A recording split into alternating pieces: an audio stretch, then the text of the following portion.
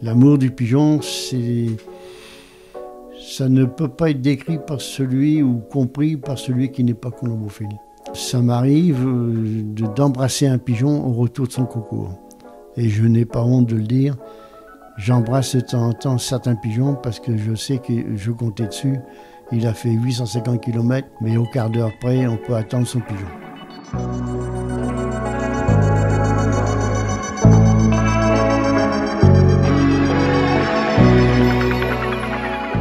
Les pigeons. Dans les grandes villes, on les décrit souvent comme des rats volants, mais dans la bouche de Dominique Neuville, c'est tout à fait différent. À 78 ans, ce Wallon capellois, c'est dans le Nord, a dédié sa vie à l'élevage des pigeons voyageurs et surtout au concours. Champion de France, vice-champion de France, lister l'ensemble de ces titres serait bien trop chronophage. À la place, je vous propose de rencontrer cette légende vivante de la colombophilie. Bienvenue dans Les gens du coin, Made in Flandre.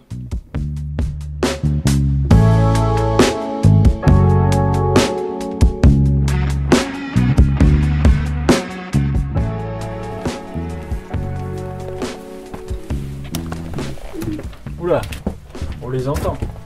Ouais.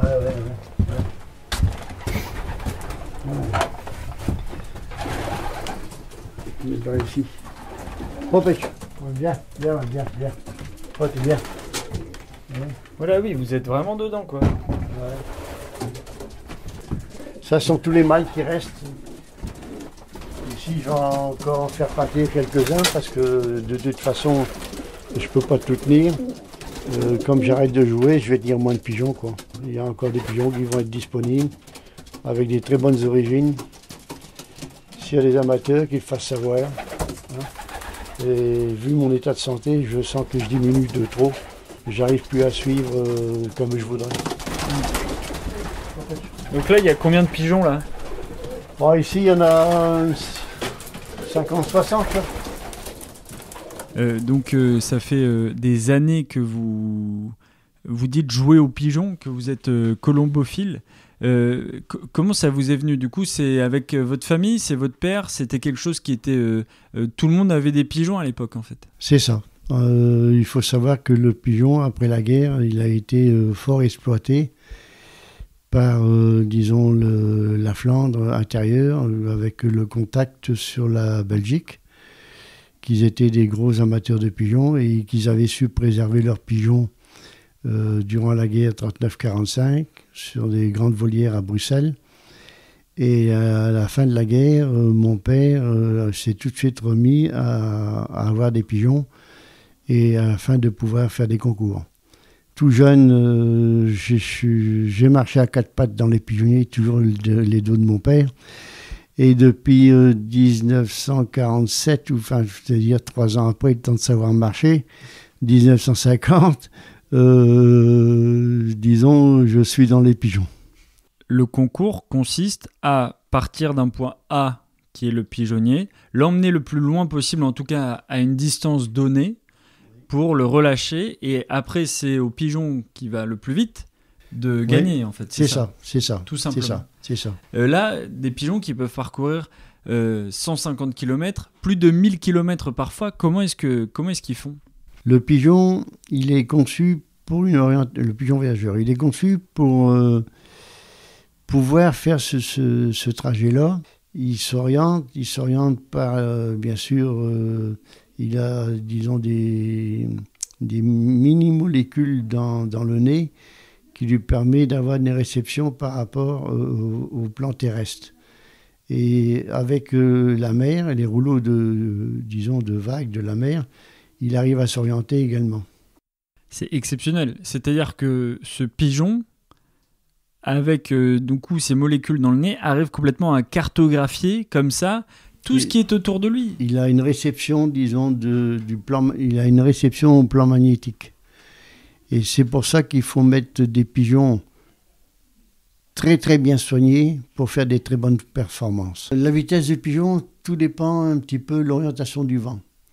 S'ils ont un vent de face, on va jusqu'à partir de 1300 mètres minute. Si on va avec un vent de cul, les pigeons peuvent faire à peu près du 150 km/h. 150 km/h. Oui, quand ils ont le vent poussant, si vous avez un fort vent de poussant, extrêmement poussant, le pigeon, une fois qu'il a pris sa ligne de vol, il file. Il est là-bas au-dessus des nuages. Il est au-dessus des nuages? Ouais, à la limite des nuages.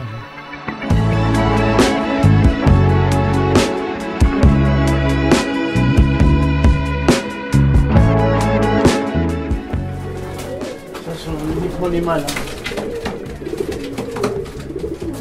Et là, ils vous appellent, ils font quoi à recouler là? Non, ils sont ils sont en période, disons, de repos. Malgré tout, ils sont, disons, quand même assez nerveux encore pour les accouplements à venir. Bon, puis ils prennent leur place hein, quand ils défendent leur territoire. Hein. Oui, là, et c'est marrant, ils ont vraiment des... Au niveau du nez, ils ont une excroissance. Hein. Enfin, c'est ça. C'est assez gros par rapport aux pigeons normaux. Bon, est-ce que vous nous en montrez un peu plus près?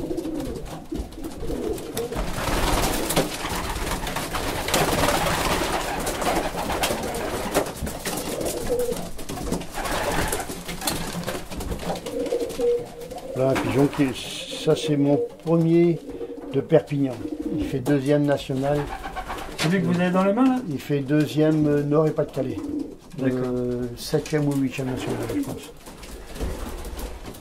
Qu'est-ce que vous aimez justement chez ces pigeons? Qu'est-ce que vous aimez dans l'animal? Pourquoi vous vous êtes dit, et c'est quand même extraordinaire de dédier sa vie à des pigeons voyageurs? Non mais franchement. C'est une intelligence qu'ils ont dans la tête.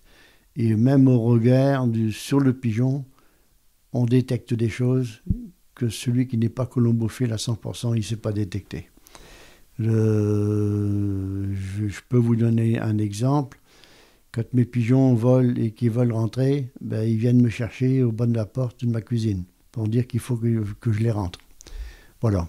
Il y a un court-circuit qui se fait entre le colombophile et ses pigeons.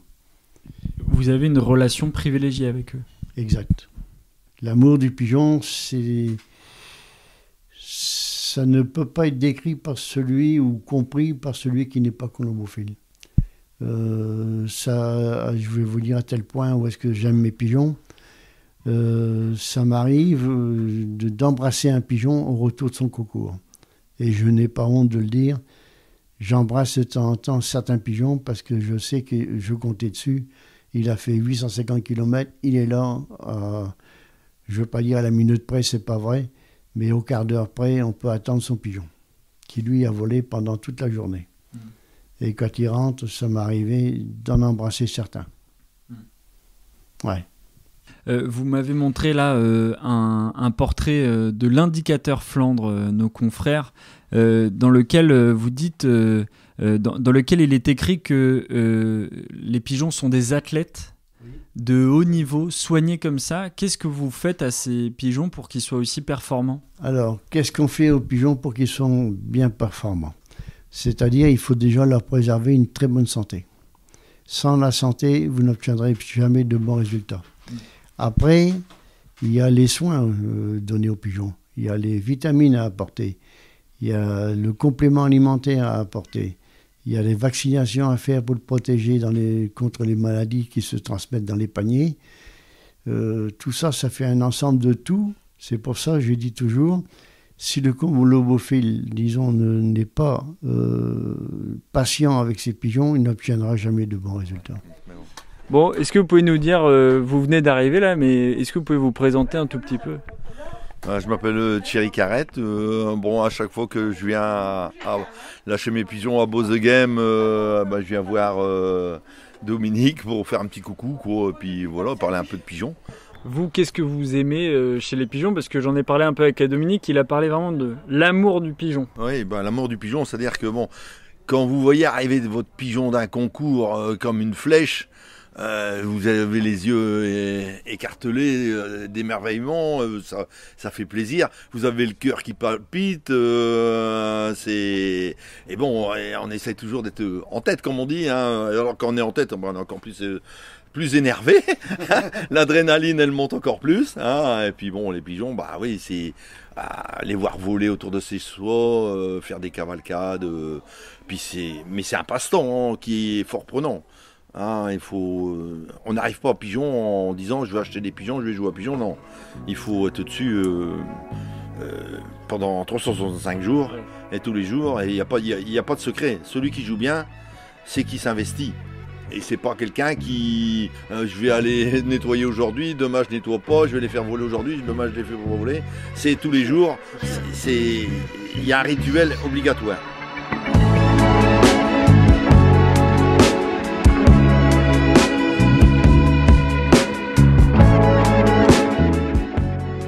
Vous leur donnez à manger, vous nous montrez ou alors vous pouvez pas?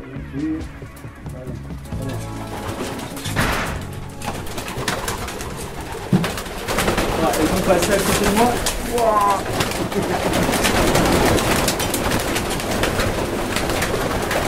Ah mais quand il y en a qui s'en va, ça suit.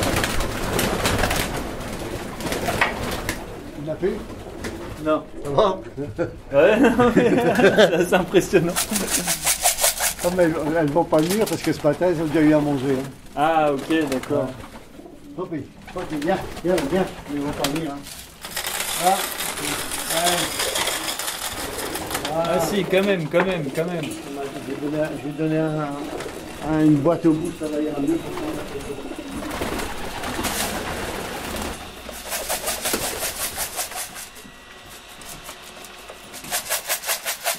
Viens. Allez. Je ne pas pas. Oh, allez.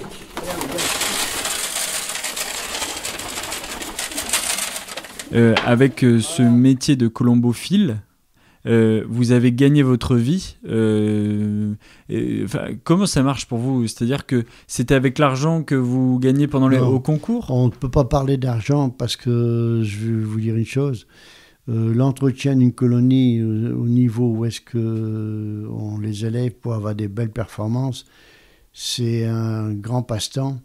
Et bon, quand on arrive à nourrir sa colonie en vendant à l'occasion un pigeon, on peut dire qu'on a de la chance. C'était combien un pigeon à peu près en moyenne que vous le vendiez? 150 euros. Euros, ouais. En moyenne. Hein. Ah oui, c'est pas énorme. Non. Ça, j'en ai vendu avec, disons, un peu plus cher. Mais on ne peut pas en vendre comme on pense. Hein. C'est pas un élevage de cochons. Non mais c'est vrai. Aujourd'hui, la colombophilie, est-ce que ça marche encore? Est-ce qu'il y en a encore beaucoup? Peut-être moins qu'avant quand même? Il y en a moins qu'avant, malheureusement. Mais la colombophilie actuelle et la colombophilie du temps où est-ce que je partais avec mon père dans les années, dans les années 70, mettons 60-70, ça n'a plus le même rapport.